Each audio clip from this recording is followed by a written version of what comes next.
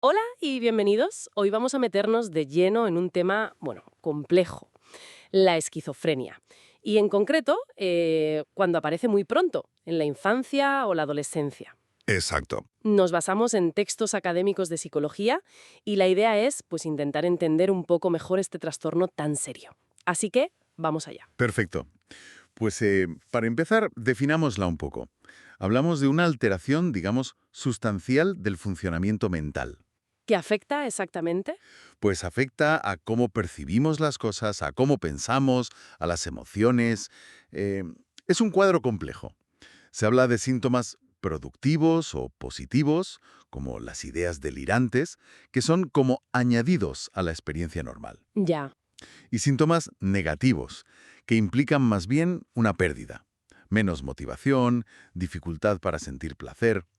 Y todo esto lleva a un deterioro importante, claro, en cómo se juzga la realidad y en la vida diaria. Y nos queremos centrar hoy en ese inicio temprano. Ujú. Se habla de EOS, ¿verdad? Esquizofrenia de inicio temprano antes de los 18, Eso es. Y también veos, que es aún más temprano, antes de los 13. que son casos muy poco frecuentes, sobre todo los VEOS, me imagino. Muy raro, sí. Y el inicio suele ser más bien gradual, insidioso, aunque un 25% sí pueden empezar de forma más brusca. ¿Y los criterios para diagnosticar son los mismos que en adultos? Porque, claro, un niño. Sí, los criterios son los mismos, Mm. pero la inmadurez cognitiva del niño o del adolescente, pues lógicamente influye en cómo se presentan los síntomas. Claro. Distinguir, por ejemplo, un pensamiento un poco raro o desorganizado de lo que es la fantasía normal de un crío, pues no es fácil. Los trastornos del pensamiento más claros suelen verse a partir de los 7 años, más o menos. ¿Y sabemos cuántos casos hay? A ver, la prevalencia general de la esquizofrenia está en torno al 1%. En población infantojuvenil, la estimación baja bastante, quizá a un 0,23%. Pero ojo, que los datos tienen sus limitaciones. ¿Por qué? Porque al principio, en la fase que llamamos prodrómica, los síntomas pueden ser muy variados. Ansiedad, depresión, problemas de conducta, a veces cosas tipo TOC.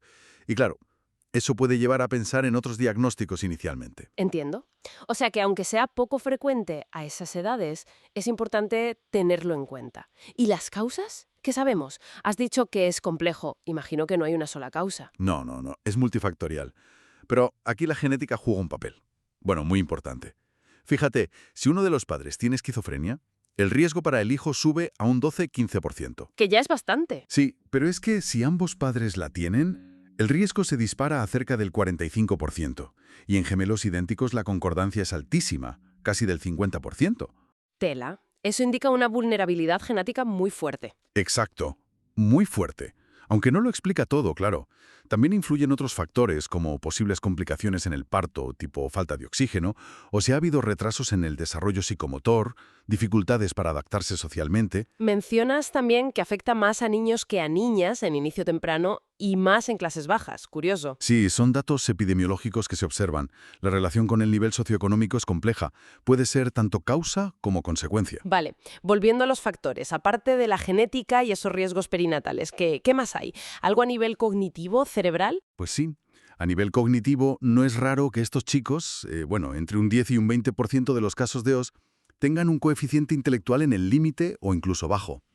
Se ven déficits en el lenguaje, en la comunicación, dificultades para procesar la información. Entiendo. Y a nivel neurobiológico, sobre todo en los VEOs, los de inicio muy temprano, se han visto diferencias estructurales en el cerebro. Por ejemplo, un menor volumen de materia gris en ciertas zonas, sobre todo frontales y temporales.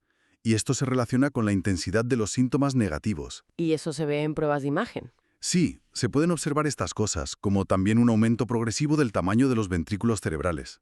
Pero cuidado, esto ayuda a entender la biología, no sirve para diagnosticar. El diagnóstico es clínico. Claro. Y has mencionado factores psicosociales o familiares. ¿Qué papel juegan? A ver, es importante recalcar que no son la causa directa de la esquizofrenia. No es que una familia cause la esquizofrenia, pero sí pueden actuar como desencadenantes en alguien vulnerable o modular cómo evoluciona la enfermedad. A menudo, las dinámicas familiares complicadas son más una consecuencia del trastorno que su origen. Entendido. Entonces, para ponerle nombre y apellidos, ¿cómo se diagnostica formalmente? Mencionaste los criterios del DSM. Sí.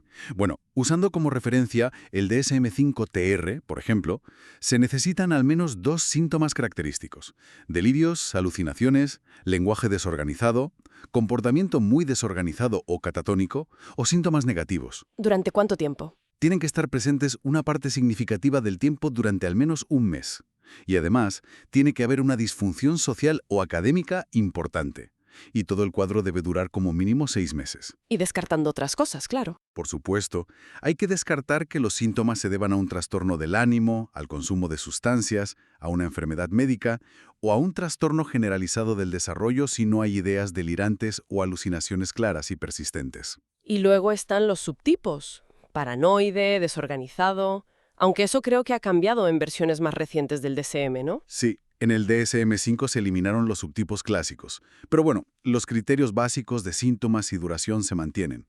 Pero como decíamos, el diagnóstico en niños y adolescentes es un reto. Por la rareza, el solapamiento con otras cosas. Exacto. Y por la dificultad de diferenciar síntomas psicóticos de fenómenos normales del desarrollo, como el pensamiento mágico en niños pequeños, o incluso el contexto cultural.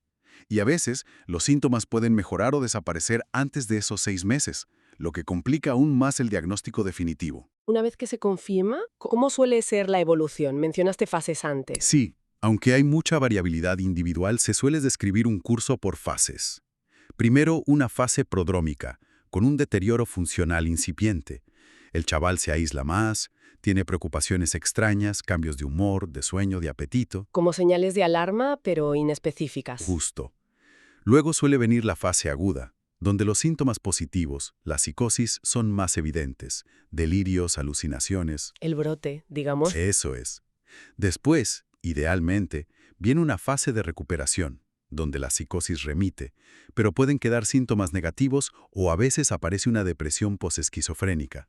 Y finalmente una fase residual, con pocos síntomas positivos, si los hay, pero sí predominio de los negativos. Apatía, falta de disfrute. ¿Y siempre se llega a esa fase residual? No necesariamente. Algunos pacientes, por desgracia, no mejoran del todo y permanecen sintomáticos de forma crónica, en lo que se llama un deterioro crónico. El pronóstico, entonces, varía mucho, y comentabas que un inicio más temprano y más gradual suele ser peor signo a largo plazo. Sí, eso parece indicar la evidencia. Las cifras generales sobre evolución son duras. Aproximadamente un 25% logra una remisión completa o casi completa. ¿Solo 1 de cada 4? Sí. Otro 25% tiene una remisión parcial, con síntomas residuales o recaídas. Y la mitad, lamentablemente, evoluciona hacia un deterioro más crónico. Y no hay que olvidar el riesgo de suicidio, que es considerable, en torno al 5-10% a lo largo de la vida. Es un panorama complicado. ¿Y el tratamiento? Imagino que tiene que ser integral. Totalmente. Es fundamental un abordaje combinado. La base suele ser el tratamiento farmacológico con antipsicóticos. Hay 2 grandes familias: los de primera generación, o convencionales, y los de segunda, o atípicos. ¿Cómo actúan? ¿Así a grandes rasgos? Pues simplificando mucho, actúan sobre neurotransmisores cerebrales, principalmente bloqueando receptores de dopamina, los D2. Los atípicos, además, suelen actuar sobre otros sistemas, como el de la serotonina. ¿Y la diferencia principal entre ellos? La diferencia clave está en la eficacia y, sobre todo, en el perfil de efectos secundarios. Los convencionales tienen más riesgo de producir efectos extrapiramidales: rigidez, temblores tipo parkinsonismo, inquietud motora, acatisia o movimientos involuntarios a largo plazo, disquinesia tardía, y un efecto raro pero grave que es el síndrome neuroléptico maligno. Suenan problemáticos. Pueden serlo.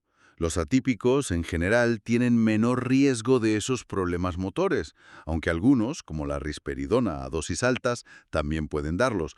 Pero, por otro lado, tienen mayor riesgo de problemas metabólicos: aumento de peso, alteraciones de la glucosa, colesterol. O sea que cambias un tipo de problema por otro.